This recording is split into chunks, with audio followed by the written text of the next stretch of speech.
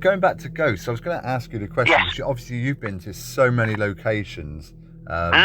Where would you say was the most terrifying for you? Oh, terrifying. Well, you see, again, let's go back to, when I said the ghosts that I saw didn't get me.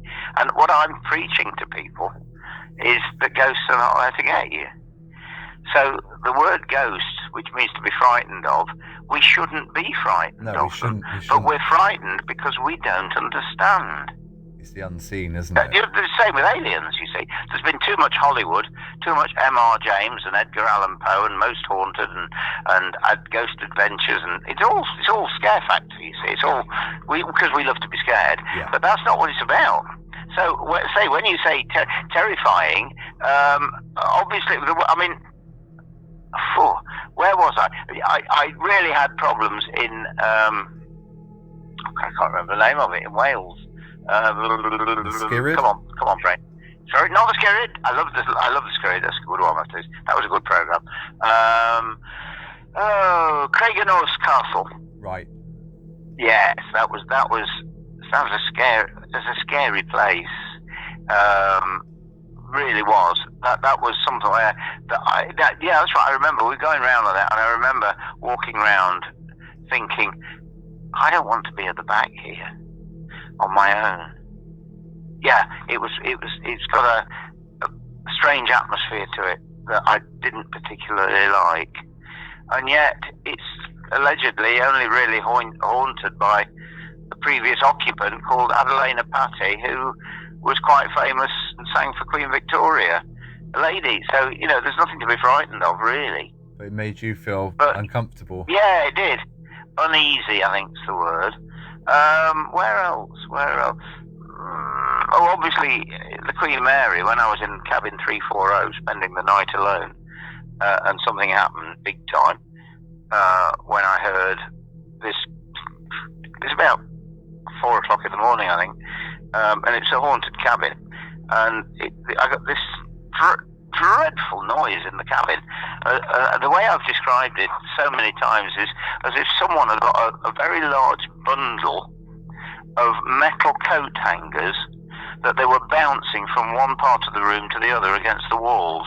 Wow. The real metallic, sort of typical, actually, funnily enough, typical sort of poltergeist type of activity. That woke me, and that really bothered me. That did. That frightened. But it's like a burglar alarm going off in the night. That frightens you as well. You know what I mean? Yeah. That was not good. That was not good. Didn't like that. And then nothing else happened apart from when we got back to England.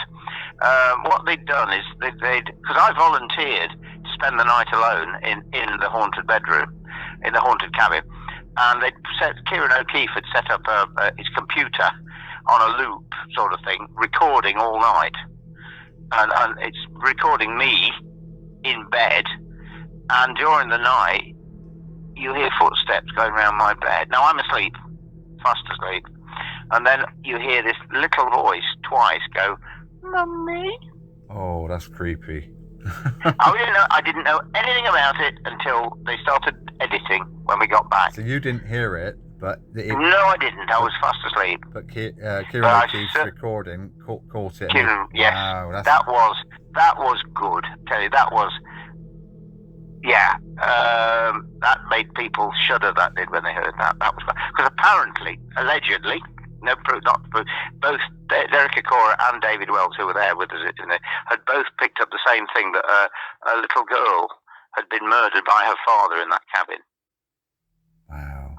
By being thrown against the wall and beaten and killed. And you had evidence. That was good. Yeah. So yeah, cabin 340, the Queen Mary. That's the one.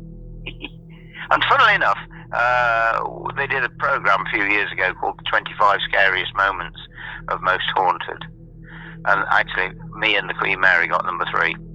Oh, brilliant!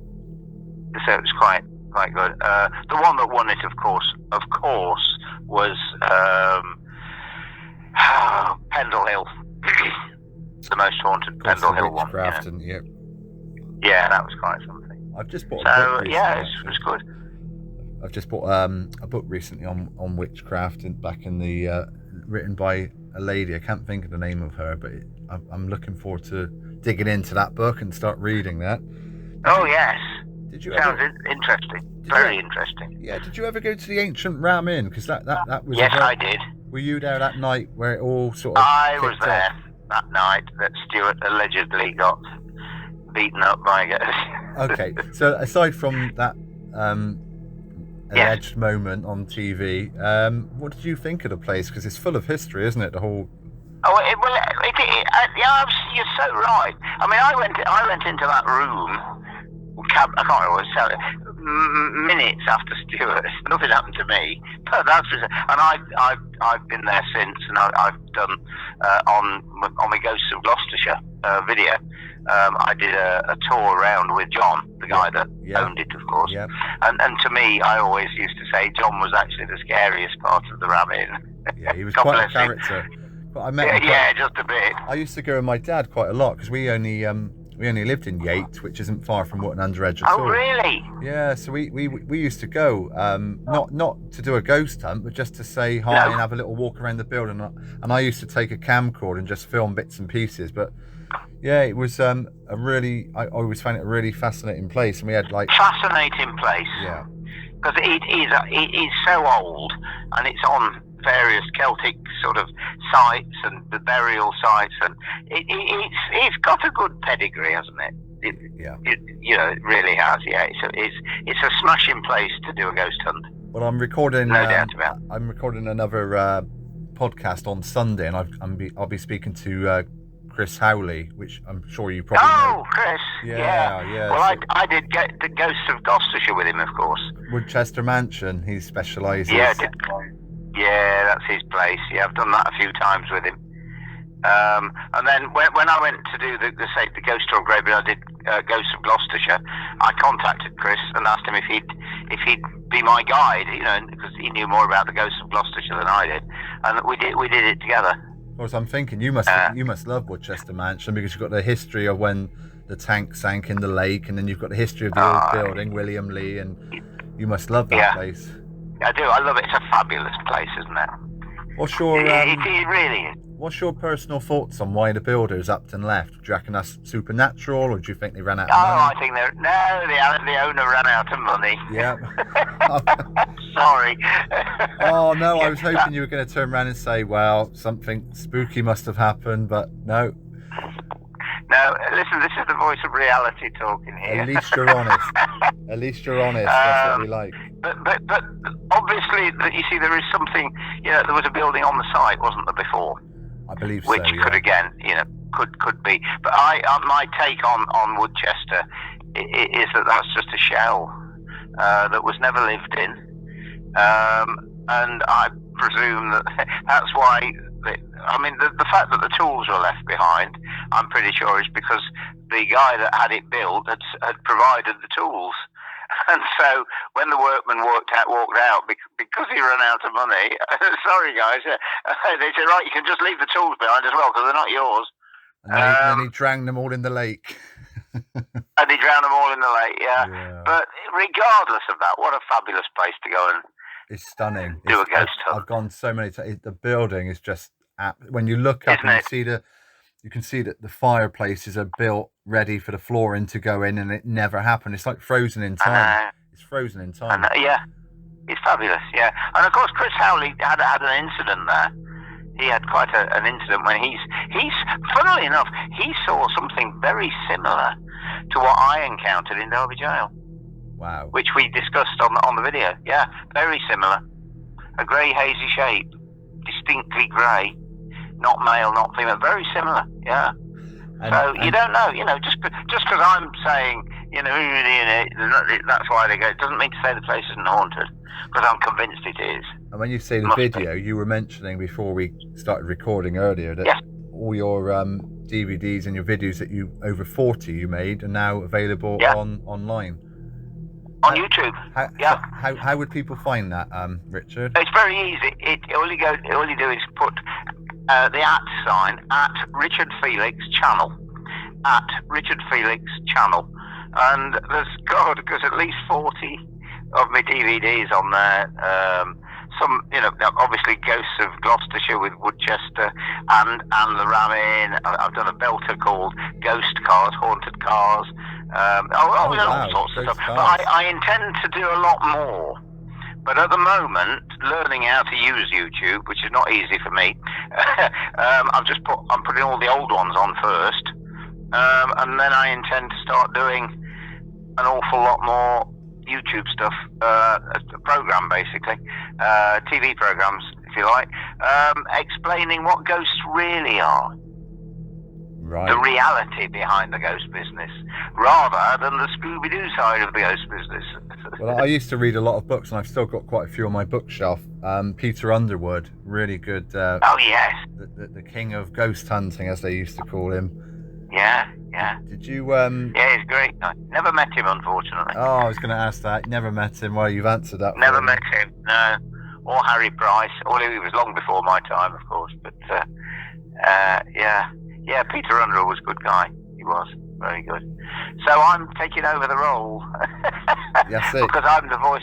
I'm the guy that's trying to prove what ghosts are. The reality behind ghosts, not the Scooby-Doo stuff, not the scare factor. The energy that is you, that leaves the body on point of death and goes somewhere. Because first law of thermodynamics, you can neither create or destroy energy. We are nothing but energy. There's two parts to us. There's the energy that holds the energy, the vessel, the body, which is energy, and becomes more energy because it becomes fertilizer for daffodils once it's rotting. But there's an inward energy, your mind, your soul, your spirit, your consciousness, your ego, whatever you want to call it, that is electromagnetic, that cannot be destroyed and goes on in some altered state, just as stated by law of thermodynamics. You can neither create or destroy energy. So you cannot destroy the energy that is you. It goes on in some form. Do you believe in the stone tape theory at all? The big one. That's my baby. That is stone tape theory. Yeah, 60% of ghosts are nothing more than a recording. So do you think held in the fabric? with Derby Gel, for example, that it's almost because of it? When someone's murdered and died or hanged or whatever, the energy is released into the atmosphere and it stays on replay forever. Yeah, but yes, I do. But I don't think it's released into the atmosphere. I think it's held in the fabric of a building normally. Or it can be water. It can be clay in the ground. But I think more than anything, it's the building that's made of sandstone, limestone, granite, bricks, clay, which of course is silica, which is a semiconductor, which holds a recording. The redder the sandstone or the redder the clay in the bricks, the more iron oxide there is, which is rust, which is magnetic. So we have the same properties in a building as we have in a magnetic cassette tape, which holds a recording. Exactly. But to make the recording in a cassette player, you need energy, you need a battery. The energy that causes the recording in the building comes from you as you're dying. It's called a death flash. And the body, the energy that you use in resisting death, emits off 1,000 times more protons as we're dying than we do when we're in a living state, which can generate 100 volts, which can light a 5-watt light bulb. I mean, we are energy. You have spent some serious amount of time researching this, haven't you? Yeah, a lot of time researching this, a hell of a lot of time. But it's great, and I think I'm onto it. Yeah, I think it's great that you can combine two of your passions, ghosts or energy and history, and roll it into one, which is fantastic. Yeah. You must love. That's right. You must love it. You really must. I can tell. Of course I do. I am absolutely passionate about it. Henry Ford said many years ago, "With enthusiasm, you can do anything." Yeah, well, I can tell you're telling stuff that you've probably told hundreds of times to other people, and you've still got the energy. You love telling the story, which is fantastic. Yeah, I do. It's so true, encounters, actually. To quote you, encounters.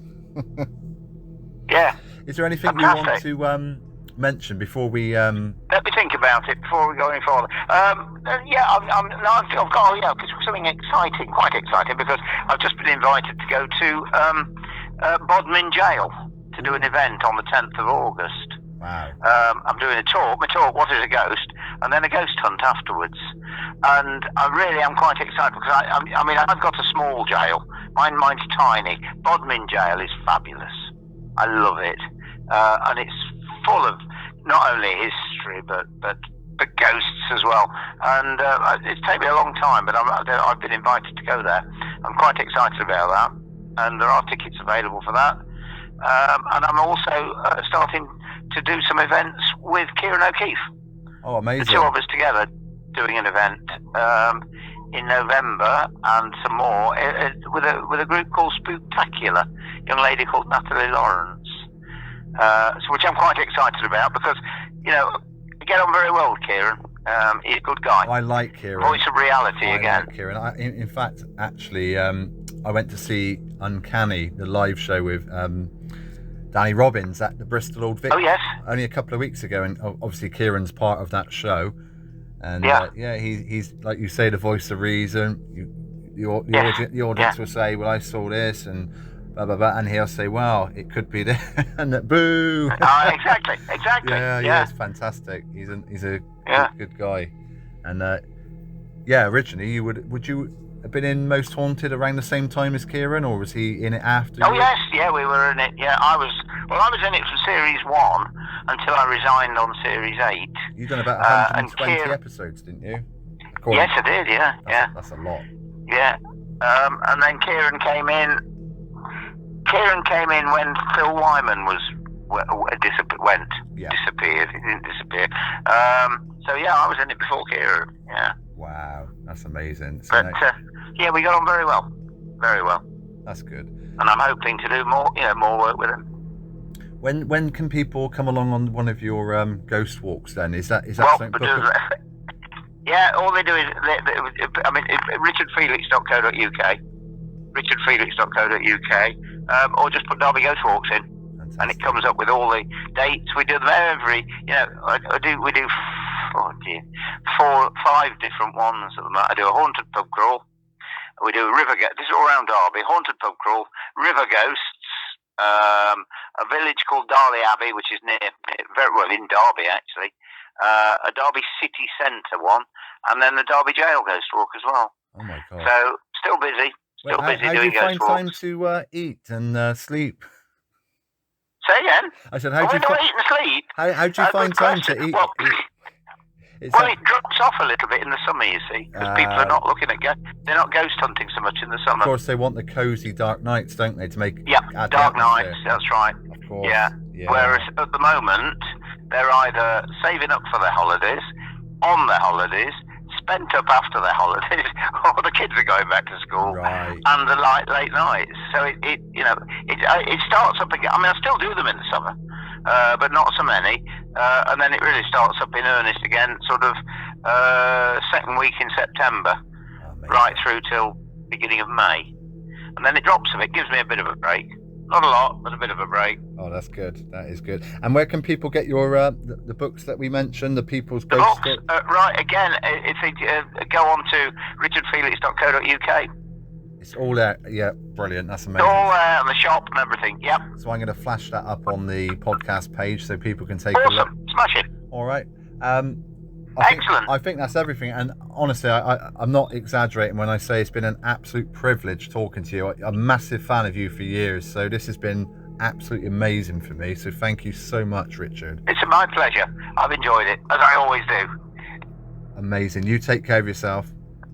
Smashing. Thanks ever so much. Cheers. Bye. Bye. Cheers. Thanks. Bye. Bye-bye.